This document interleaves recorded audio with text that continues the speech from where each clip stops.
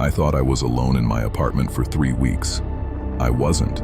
Let me tell you exactly what happened. Because even now, months later, I still check every corner of every room before I go to sleep. My name is Daniel. I was 23 when I moved into that apartment. 4th floor, building on Creekside Avenue, small city, nothing special about the area. I had just started a new job, finally making enough money to live alone. No roommates, no shared bathrooms, just my own space. I was proud of that. I moved in on a Tuesday. It was raining. The elevator was broken, so I carried everything up 4 flights of stairs by myself. By the time I was done, I was soaked and exhausted. I ordered pizza, sat on the floor because I hadn't set up furniture yet, and thought to myself, this is it. This is my place. I felt completely at peace. That feeling lasted exactly 3 weeks. It started on a Friday night. My friends had plans, but I was tired from work, so I stayed in, ordered food, watched TV, totally normal evening. Around 10 o'clock, I heard a knock at my door. I figured it was the delivery driver, even though I hadn't ordered anything yet. I walked over and looked through the peephole, nobody there. I opened the door anyway, looked left, looked right. Empty hallway. I told myself it was probably a kid messing around. Old building, thin walls, sounds travel in weird ways. I closed the door and went back to the couch, but then I stopped. The small rug near my front door was on the wrong side. I always kept it pushed to the left because that's the direction the door swings. It was on the right. I stared at it for a long moment. I lived alone. Nobody had been inside. I hadn't moved it. I pushed it back and told myself I must have kicked it without noticing. People do that. You move things without thinking. I believed that. I really did. 3 days later, Monday morning, my keys were gone. I always hung them on the hook by the door. Every single day without fail. They weren't there. I searched the whole apartment. Kitchen counter, bathroom, jacket pockets, couch cushions. Nothing. I was late for work, so I used my spare key and figured I'd find them later. I never found them. That week, other small things started happening. A cabinet door left slightly open when I always closed them. My laptop charger on the wrong side of the desk. A glass in the drying rack I didn't remember washing. A chair pulled out from the kitchen table at an angle. Each thing by itself meant absolutely nothing. But I started keeping a mental list, and that list was growing. I told my coworker Sarah about it.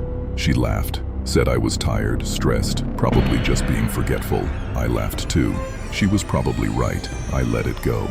Then came Thursday night. I was lying in bed scrolling my phone when I heard a sound from the kitchen. It was soft, very soft, like something being carefully placed down on a hard surface.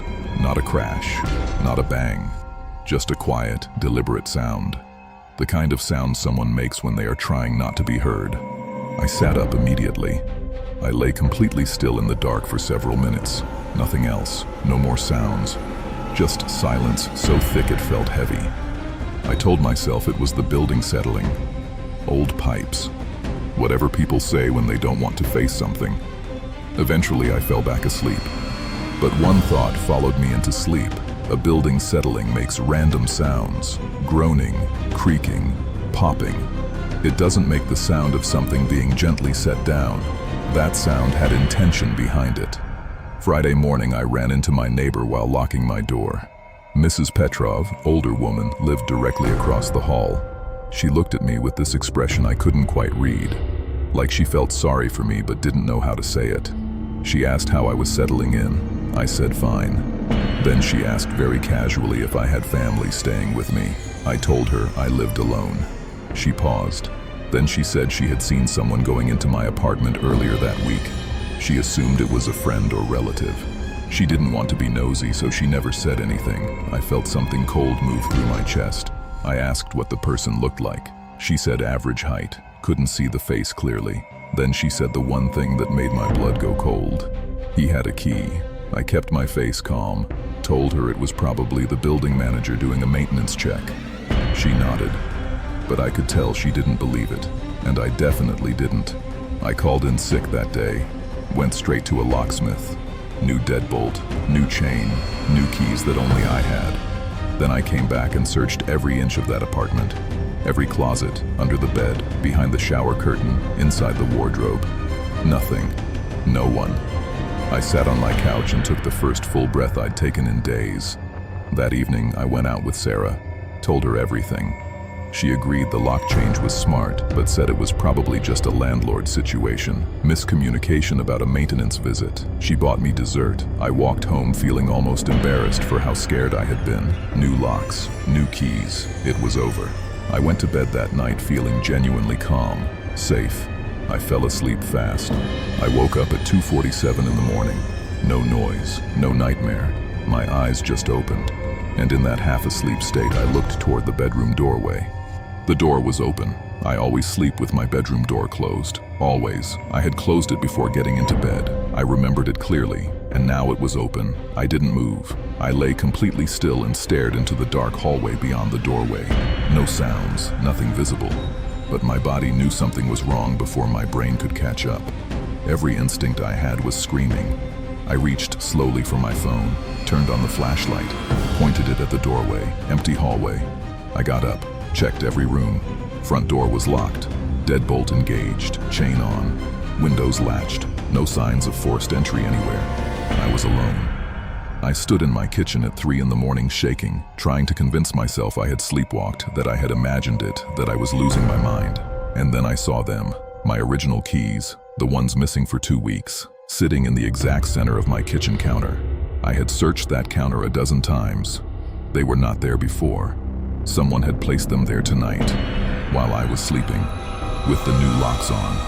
And that is when everything shifted in my head. This was never a random break-in. This was never someone looking for something to steal. This was someone who had been watching me, learning my schedule, moving small things just enough for me to notice. And now they were leaving those keys for me to find. Not as a mistake, as a message.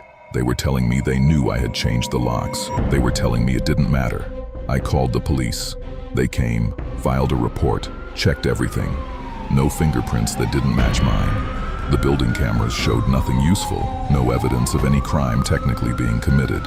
There was nothing they could do. I moved out 2 weeks later. But before I finished packing, I moved the large mirror in my bedroom to wrap it. It had been leaning against the wall since I moved in. I had never looked behind it. Behind that mirror, pressed flat against the wall, was a folded piece of paper. I unfolded it with shaking hands. It was a handwritten list, dates and times, going all the way back to my very first night in that apartment. Every night I had been home, every night I had slept alone in that room, written in someone else's handwriting, documented like a record, like observations. Whoever it was had been tracking me from the beginning. Before I ever heard that first knock, before the rug moved, before the keys disappeared. They were already there, already watching, already keeping notes. And the last entry on that list was dated the night before I found it.